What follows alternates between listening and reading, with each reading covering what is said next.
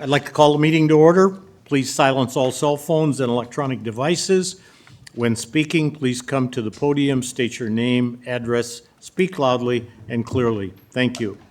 Item number 1 is approval of the agenda. I move it. Second, all in favor, aye? Aye. Passes 2-0. Item number 2 on the agenda, approval of the meeting minutes from January 14th, 2025. I would move that also. I would second that. All in favor, aye? Aye. Aye. Passes 2-0. Item number 3, discussion and action on Star Control quote for air monitoring stations for AHU3. And I would call on Shane Albrecht from Baker Group to please give us information on that. Yeah, Mr. Chairman, can I ask a question first? Sure. There wasn't a financial report on our agenda. Was that just an oversight, sir? I did not set the agenda up, so, Okay. yeah. All right. Discussion and action on the Star Controls air monitoring stations. So Air Handler 3 from the factory came shipped with 4 air monitoring stations in the return section of it. Working with our mechanical expert, RCE, and our commissioning agent, Cornerstone Commissioning, Keith Oberding, it was deemed it would be best if we tied into those 4 air monitoring stations to do a better job of controlling Air Handler 3. And that would allow for the unit to function better. Because of the urgency of this and the urgency of a number of these things that were coming up here on the agenda, we acted upon this, got Chairman Wick's approval to get moving forward on this so it wouldn't delay things. Suter came out yesterday to start getting all the pieces lined up to be able to get this installed. So we can try to have that done. Right now I have them scheduled to have it completed by the 15th of February. So we can get Cornerstone back to do some of their final checks on AHU3. So this is one of those items that we needed to act on quickly. I do feel this is part of our errors and omissions claim. So right now, I feel that should be paid for out of our miscellaneous pieces that are left of our taxable bonds. And I've talked about that with Shane, and I agree. So that we can go back and claim this on Entroba, Mr. Nelson, so you know about that, okay? So this full value of the 9,680 would be added to the already large claim that we have against them, and we would Yes, we would seek to recoup that. correct. Okay. Any other questions or comments on item number 3? And this work will get done when? It'll be done by the 15th of February, Okay. or before, Mark. Then I would move approval. I would second that. All in favor, aye? Aye. Passes 2-0.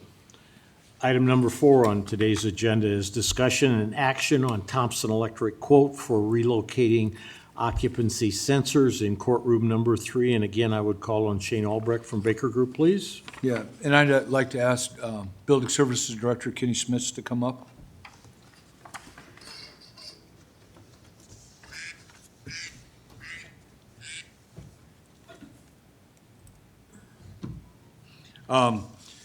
Kenny brought this up after he got a claim. I think one of your custodial staff fell in December and one fell again about a week ago. Correct. So he brought this thing up. So what we did here, again, for safety's sake, is the current occupancy sensors were shown on the drawings to be on the high ceiling. They were relocated to a better position on a lower ceiling. So when you walk in the building, the lights come on. And this, again, was a safety thing, so something had to be done quickly. It was completed last week, right? Yes. Last Friday, I think, Yeah, correct. in the afternoon. So this was one of those that we had to act on quickly. This one and the next one, I feel until we can get the lease updated or changed, This is probably a use of the maintenance fund for an expense just right now, because that's the place that we have it until we can get some parameters set in when we change that. I would recommend that this $695 comes out of the maintenance fund currently. And this work's already been done, Shane? It has been completed last Okay. Friday. Oh, okay. Yeah, I would agree with that line of thinking. So I'm glad the work's done. I would move approval out of the maintenance fund. I would second that based on the fact that this does not set a precedent on how the maintenance fund will be used. We will work on that at some point in the future to get the lease agreement corrected, but I would second that. All in favor, aye? Aye. Aye. Passes 2-0. Item number 5 on the agenda today is discussion and action on Suter replacing mixing valves. And on that, I would call on Building Services Director Kenny Schmitz, please. So in the detention area of the building, we have some mixing valves that control hot and cold water, specifically to inmate cells. We've been having some issues with those mixing valves, either not adjusting correctly and/or having some internal screens plugging up. Back in October, we got a quote from C.W. Suter to rebuild 18 of those valves. There's 18 valves altogether. 16 of those are in the first and second floor of the detention area. 2 of them are in the booking area to inmate cells. The price from Suter would include labor to install and the kits to change out all 18 of those. That quote was $19,015. At the time, I swallowed pretty hard when we got the figure for that and questioned how we would pay for it. So we didn't move forward with it. We tried to address some of the valve problems we were having on a one-on-one basis by cleaning them, adjusting them, doing the best we could to get through. To give you a breakdown, that's $1,056.68 per valve. So this month, in January, we got a quote for parts only, for rebuild kits. Those rebuild kits were $425 each. I requested Suter order us 10 of those for $4,250. And since we were having some problems with the valves and the sheriff's office was receiving some complaints and grievances from inmates, I didn't worry about where the cost would come from. I just knew that we had to move forward with doing something. So we ordered the rebuild kits. To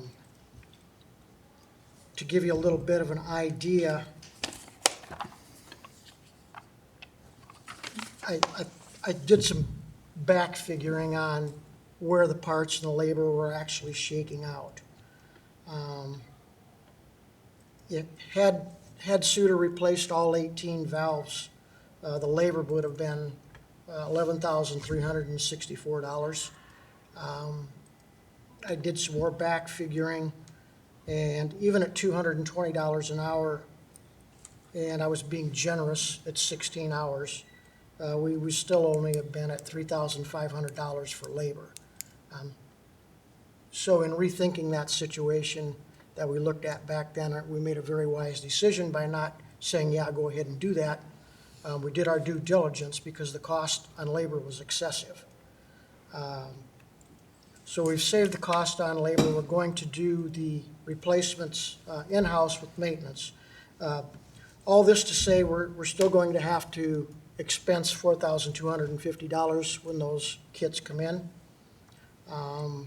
As Shane said, I believe we probably should pay this out of the maintenance fund, but this is just just one of the items, I guess, that may be coming toward the authority and/or Woodbury County as we move forward. And Shane just made the comment, or Ron did, when we talk about the lease and how that reads. Now, we've been talking about the lease and how that reads, or not talking about it for 2 years or longer. I won't say anything more about that, other than to say, probably sooner or later, a $19,000 bill that we can't overcome is probably gonna come before us. Or let's say a $21,000 bill that the chairman can't approve. At that point, some quick decisions might have to be made depending on what it is, so. And he can prove up to 25. Is Or, what the- okay, let's call it 26. Can I ask a couple questions? Sure. So this is $425 times 10, so $4,250 Correct, for basically half of what your mixing valves are, right? correct. Would you talk a little bit about your showers and flush valves in there? Where there's over 180 of those pieces and the size of those screens and the water quality pieces that are going on there? Yes, so we have some water quality issues that are attributing to our problems with these mixing valves and/or showers and/or flush valves and/or faucets throughout the whole facility. That's city water. I believe some of it, yes, is city water issue. I wouldn't say all of it is. I think one of the things that we need to do, that we currently do in our other county buildings, is we do some water quality adjustments. We filter some of our incoming water, so they're either soft water or filtered water, so it doesn't affect some of our parts. In some of our HVAC systems, we also induce chemicals to protect our piping. I think these are all things that we need to do in this new facility that may not have been part or would have been a less than ideal part of the original design. So currently, we've reached out to Mark Reinhardt with Specified Design. We've got back the quote for what is basically a no-salt softener to soften all the cold water coming in. We were waiting for a quote back from Suter, but parts only for that number was $51,000 for this water no-salt softener. And we're waiting for the rest of that quote to come, but So it's a hard water issue. I that believe we're it's, getting in. I believe it's two issues. I believe hard water is one of the issues. I also believe, however related, I believe that we've got some materials in the piping systems that aren't the best quality. In other words, we've got some infiltration of maybe rust particles or whatever that might be. That also attributes to it. Have you talked to the city at all? Is this generally just kind of how the water is across the city, or? This is generally water across the city. Okay. Sioux City has very, very hard water. Okay, It's widely known. okay.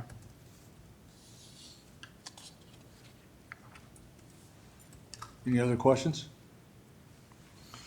So are we talking about taking the 4,250 $250. out of the maintenance fund? Is that what your recommendation is, Kenny? Yes. Okay. That makes sense. All right, I would move approval of 4,250, right? Correct. Again, second, based on the fact that we will look at this when we correct the lease later on. All in favor, aye? Aye. Aye. Passes 2-0. Thank you. Item number 6 today on our agenda is information and update on the LEC project, and I'd call on Shane Albrecht from Baker Group, please. Yeah, I'd like to, thanks, Ron. I'd like to start off with, for everybody's knowledge, there's been a request that county attorney has our conference room where we currently meet. Next week, we will be, at the end of this week, we'll be moving all of our stuff to a maintenance space, so the water room out there, so we'll have a table set up there. Kenny was gracious enough to give us that space. And like I said, we're getting out of the county attorney space. Last 2 weeks, as stated, Cornerstone commissioning agent's been on site. They completed their stuff last Thursday. There is 73 items on the corrective list. Of those items, I would say there is 70 that are an install or just minor things. And there's 3 larger issues that I would take back to design. One is the control sequence of AHU3. One is the location of a bypass valve that's causing the water to, heated water, which the water heats up to 150 degrees. It's short cycling in the mechanical penthouse. And the third issue has been experiencing by some of the offices out there, the need for space heaters and other things to supplement the heat, because the heat's not coming well enough to the county attorney space. So those are the 3 major hot buttons. AHU3, the control sequence of it, doesn't work. You saw today the change to add different pieces to this so we can control the return air. The building has been, in the design sequence, the building is extremely negative in the jail section, which causes sewer gas problems. It causes actually the vents going the wrong way on the plumbing fixtures. We've corrected all that with a lot of help from Corey and Star Controls out there trying to tweak things and get by until we can get this new sequence in place. Right now, for the commissioning, Suter's going to get me a response to those 73 items today, whether they feel they're valid or what their fix and how long their fix is going to take. I got that just before I came in here to the meeting, so they're on task. I gave them 7 to 10 days to get that corrected. So by end of next week is what my target would be. And then we would have Cornerstone come back and revisit those items to make sure they're all corrected properly. And that would complete Cornerstone's work during the heating season. Cornerstone will have to come back, let's just call it April, because they were not able to commission the chiller, because the chiller is locked out right now.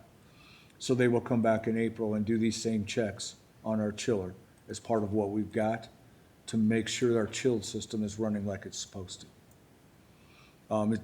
I don't usually do this, Ron, in the middle of the update because I feel commissioning was a very important part. If anybody has questions on commissioning, whether it's even Kenny, Kevin, or anybody else, please go ahead and ask now, and then I'll go on with the rest of the update. So has Entroba been included?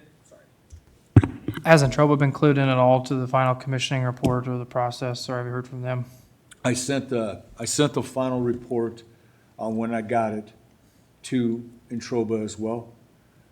So yes, they have been clued in on it, and we did talk about it briefly during our test and balancing call yesterday.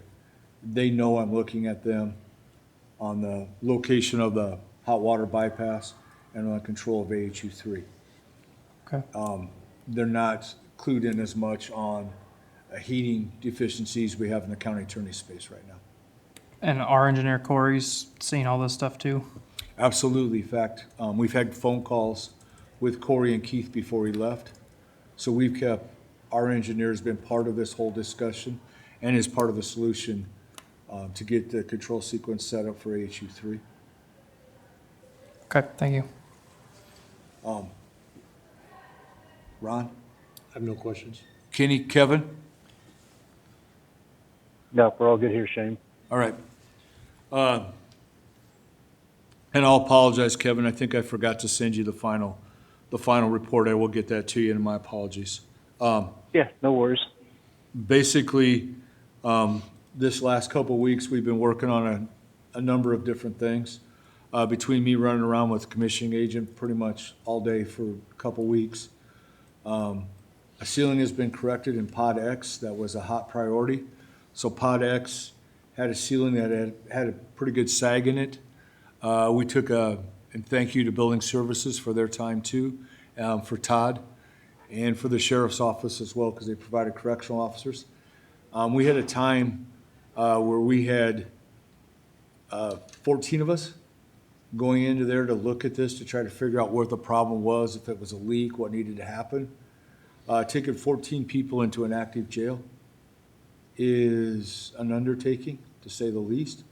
We were able to get a lift up there, get the lift out. Todd was very helpful in that, as well as correctional officers helping to watch people. Ron was up there as well. It's a process when there's only one of you because other people are running around. You literally run a detail back out to follow. Somebody needs to get a tool. You take everybody because you can't leave them in a jail. So it was a process. Like I said, it was a 2-day thing, but we got that done. The sheriff's office needed that space because of some population things that were going on in their jail. So they needed that pod, so we got that corrected for them. So that was a warranty item that was corrected. So far, currently, on our warranty list, we have 184 items. Of that 184 items, 150 of those items have been completed. And there's only been 4 items added since our last update. So that sounds like it's a good thing that it's slowing down. The unfortunate thing to that slowing down is there's been some big items that we've been working on. And so they're still coming, for some things that we have to correct. For another good update, we had a call with Entroba yesterday, and we talked about test and balancing concerns. Entroba has 6 bullet points that they will have to have answers to me by Friday. They committed to that during our call yesterday. These are items I've waited on for answers since November 14th. And they will have that completed by this Friday. Our call lasted an hour and a half. Supposedly. I'm being positive. I But believe it when I supposedly, see it. sir. Yeah, it's been over 2 months since those action items have been in Entropa's court to get answers to us. We still don't have them. So there is those 6 bullets that they'll have us answers for by Friday, Mark. There's probably 6 other bullets that they have to have us answers for before we can get this test and balancing stuff done. That is our biggest hurdle, is getting those answers. We have questions right now on the sizing on EF1, sizing on EF11, sizing on EF2, and the sizing on EF3. We had very good conversations. And for those in the public, that's exhaust fan.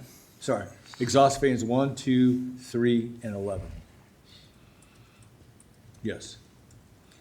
Sorry, I should explain that better. But so those are all we have issues with working through. We have got all the way through the snow melt system and some of the other pieces that were on that report, as well as the heating side of AHU 1, 2, and 3. Those all flows did check out. Balancing professionals will have to go check the cooling side of those to get that accomplished. Balancing professionals also has to take, in the exhaust duct, they have to take some pressure readings to get that information back for Entroba to finish what they're doing. So there is a couple pieces that Entroba can't just finish with the information they have right now. They need the contractor to provide X, Y, and Z. Corey, our mechanical expert, was the note taker and the scribe for the meeting yesterday. So he will be sending out tomorrow the updated list with everybody's assignments of what they have to get accomplished before our next thing to get done. I am still optimistic. Kevin, I'm going to ask you this question, put you on the spot. Sure. I'm still optimistic that we can hit final completion by the end of the month of February. Yeah, I think so. Given the action items that we have now, obviously pending warranty items, and then a couple of large ticket items, we have to wait for warmer weather conditions for Houseman and their subs to complete. I think we're pretty confident we can put a lot of these things to bed and have this thing wrapped up by the end of February. So, in the month of February, we have a few major tasks that are going to happen. And I'll explain the second one in more detail, because this will be the first time many of you will have heard about this. First item that will be completed in February, starting as early as Monday or Tuesday of next week, will be the VESDA system. The pucks had a recall on them. We waited to get through commissioning. Those will start next week. Thompson has all those pieces in place.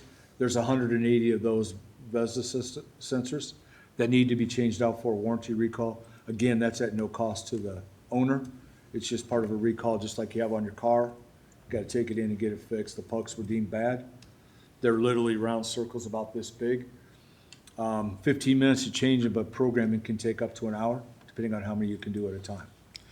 So it's a pretty good process. For sure, it'll take all of next week to complete it, not the next following week after that. Second item, that'll be a big lift in the month of February, is seismic bracing. We have been waiting for our seismic bracing report and our seismic bracing report since August 12th. We put formal requests in for it. We got some letters. And it's just been kind of radio silence on when we're going to get that. There was a seismic bracing meeting that GGA was on about 2 weeks ago, walking through with the contractor. I don't think it was a long meeting, was it, Kevin? No, it wasn't. Basically just trying to put the parts and pieces together on all sides, trying to help Prairie Fire's subconsultant understand what is required for those submittals. What we'd seen was indicated was some deficiencies in the system, but we had no documentation to say that these have been corrected and they've been verified to be corrected. So I think all parties at the end of that meeting were the same understanding. Introba had identified, I think, 23 locations where they were deficient of bracing, marked that up on a plan for them, just so we make sure we're all on the same page and we get this done and get it done right and get out of there. So I think it's a very productive meeting, but yeah, it was not a terribly long meeting. So last Wednesday during our open items call, we have an open items call every Wednesday at 9 o'clock with GJ, of course, on with us. And we sit down with Hausman and walk through issues and completion. So the topics that we talked about during our last week's open items call was seismic bracing. Clay stated that there was less than 10 locations where the seismic bracing was missing. Kevin immediately texted and said there's 23 locations that need to be verified at a minimum. Clay said Monday we would have an A to Z plan on how this locations and where this was to be corrected. We got that first thing this morning. It was not an A to Z plan. It was just basically a request to come in and fix the locations next week. We pushed back and said we need to know where these locations are, what they are, and a length of time it's going to take to complete those. So before 11 o'clock this morning, Hausman did provide us with a map to show us these locations. There's 13 of them, not less than 10, okay? And they range anywhere from a pod in the jail to possibly in booking and intake to offices in the county attorney's space. So it's not just get him in there to get this done. We've had meetings with the sheriff's office. I'll have a meeting with building services, the sheriff's office, the jail, and everybody will be on a meeting Thursday of this week at 2:30. Because to get them into some of these spaces, including the jail pod, it takes a little more work than just show up. Because this is an occupied 24/7 building. They feel they can get done in a day, correcting these seismic bracing locations. I feel based on the schedule they provided and where they're at, this is at least a 2-day process. As well as they are yet to submit me, but they are working on it, the plan to go back and verify the other 10 locations that Introba points out so that we can get this complete. Since our last meeting, they have come to inspect the roof for our roof warranty. We did bring it up, our frustration that we have no idea whether it passed inspection or not. The inspector on site would not say one way or the other, just took pictures of the corrective things to take back for somebody else to say whether it's good or not. So we will be bringing this up again tomorrow during our open items call at 9 o'clock. but the people were out to re-inspect our roof for our roof warranty. Suter was out to look at the piping on the roof that needs to be strapped down better. They did that when they came to work on that jail pod that the ceiling needed to be corrected in.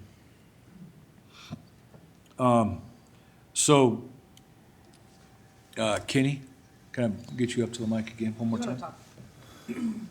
Just real quick on Suter's work on the hanging heaters. Sure. All 3 hanging heaters are hung.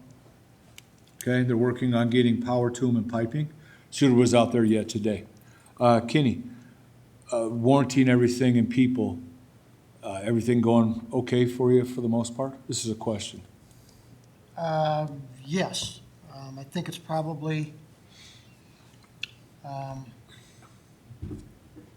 think everyone just wants to get done with those items, so that's helping. The only hard part for building services, it's requiring so much of my staff's time. That's what I was getting into, because there was days out there that's all you did was, when I was here for commissioning, when Todd's been here, there's days that's all you do is just go around with the contractors. There's days that over half my staff are there, all day long. So, and it's just in reference to helping contractors get warranty work done. There are times when we have contractors there that come and go, and it makes a difficult juggling act because I can't send 2 or 3 maintenance workers back and forth, back and forth, back and forth all day long. When a contractor goes to lunch or decides to go to break, they're possibly at different hours than my union employees are at, and so it becomes a juggling act. Shane and Todd know this. They've been part of the act as well as myself. You fill in where needed, but yes, it became a bit much and quite a struggle, but hopefully we're getting to the end of those items. Any questions as far as that kind of stuff, Mark or Ron? Not for me, no. Kevin? No, understood, Shane. I guess good luck on the seismic bracing with Hausman. I mean, they lied about the roof and the timeline that was gonna take to fix that. They've been lying about the seismic bracing report since August when they said it was all there and it's all done. I don't believe anything that they say.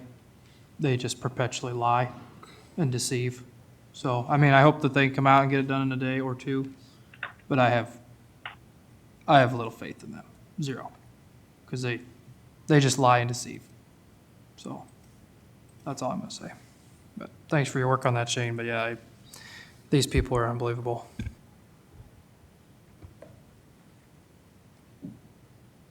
I have nothing else, Mr. Chairman. Okay, very good. We'll move on to item number 7 on the agenda, public concerns. Seeing or hearing none, we'll move on to item number 8, the authority board member concerns. I think, given that we keep, we kind of thought we could have substantial completion done this month, and then, we have, You mean final final completion this month, and then, we got we'll call it the January surprise from Hausman on the seismic bracing, and then, they still haven't told us anything on the roof that we know for sure, and in Trobe, I don't see them, they don't have a fire under them, so I mean, I just see this dragging on and on and on, and I believe, Kenny, that his people are tied up massively with this thing. So I think, and this is, the part of the board of supervisors has to look at this on how we can help Kenny out, because we've got staff and other buildings and offices that need his resources too.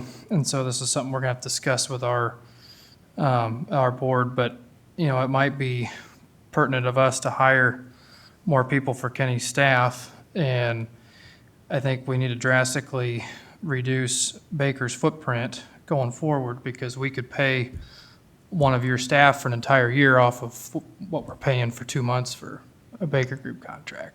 And that's just the reality of it. And I see this dragging on for months yet. And so I'd probably like to see in 2 months, or in 2 weeks at our next meeting, a revision of that contract. And I just think it's just going to keep dragging on, and we've got to make adult decisions about how we're paying our people. And I think we could pay for 2 or 3 guys, which we probably need in the short term anyway, off the money that we're currently spending every month. And that's just unfortunately the unfortunate reality of it.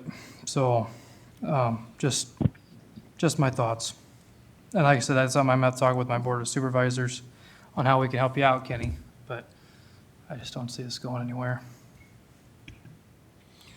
I just would comment on the comments that were just made. I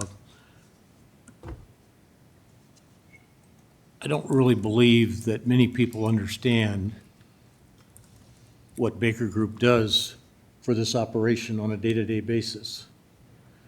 And I think we need to think our way through this whole process if we think about limiting Baker Group's time after this month. So I want everyone to be aware of that. I don't think most people understand, unless you're out there on an hour-by-hour, day-by-day basis, the amount of input that Baker Group has in trying to get this project finished.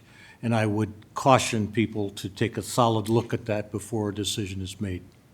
I think it might be helpful, I think, Shane, to go through the month of January so far, because I know he's been up here almost every week in January, spending a lot of time. But Mark, to your point, I think in the month of February, there's commissioning, there's Team B, there's all these other items, but by the end of February or into February, I think that's the discussion that needs to be had, is what is going forward. And the hope is that, you know, we're getting close to final completion in February, and then Baker Group's role would move to as needed, which will be a lot of need, but as needed for litigation and legal work with me. And, but yes, I mean, Kenny has a lot that he's doing too. So then, yeah, I think hearing from Kenny would be a good idea. But Shay, do you want to talk about the last several weeks? Because you and Todd have spent more time than normal. No, and I'm not undervaluing anything that they've done. What I'm saying is that we can hire on the outside of Shane. You know, the reality of it is we're spending a little over $32,000 a month, and we could hire an employee for probably $70 a year. So in close to 2 months, we've got that taken care of. And so, and you know, we said the same things that we're saying now in January, and we said in December. And so I really don't see us accomplishing anything in February. And so I do think it'll be probably more like April, May, especially since we're gonna have to have commissioning come back in April, May. And so by then, we could hire and pay for, you know, full-time staff to be out there and doing some of the same work. And so it's not an appreciation thing at all. It's just a dollars and cents thing is the problem. And I was really hopeful that we'd have a better update today. Some things were better, some things went backwards. And those things are out of our control, but the money is within our control. And that's just what it comes down to. So I just quickly, a couple of comments. And firstly, Mark and I have not discussed the thoughts that he just brought up. And another comment that might be more for the Board of Supervisors rather than this board, but we're going to be going through budget hearings soon. I have not included any extra staff in my upcoming budget. However, with that said, I understand that the sheriff probably will keep increasing the population at the new law enforcement center. If that proceeds as expected, and depending on what all the timing of that is, as I said early on before we hired our extra employees that we have now, I made the comment back at that time, depending on what the population at that LEC is, we may have to add additional staff. I'm still believing that not only we will have to. So just wanted to make that comment. Thanks. And that's why I wanted to have that discussion now, Kenny, because we're gonna be having this budget stuff, and I think Chad has got some requests for a few more jailers, and his estimate for the jailers that we added was merely that. And once you start to operate the facility, then you get a full mix of what it is that we actually need. And so if Chad's thinking he needs a few more jailers, it only makes sense that you need a few more staff. And I think you need them now, and I think you're gonna need them in the future. So I'm just thinking about the dollars and cents and how we appropriately use that money.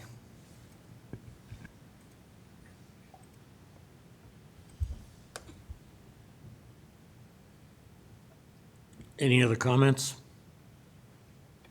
Seeing or hearing none, we'll move on to item number 9, which is joint closed session with Frederickson and Byron Law Firm and the Woodbury County Board of Supervisors under Iowa Code Chapter 21.51C. I gotta second that? Yeah, second it. All in favor? No, we need a roll call vote. Moore. Absent. Wig. Aye. Nelson. Aye.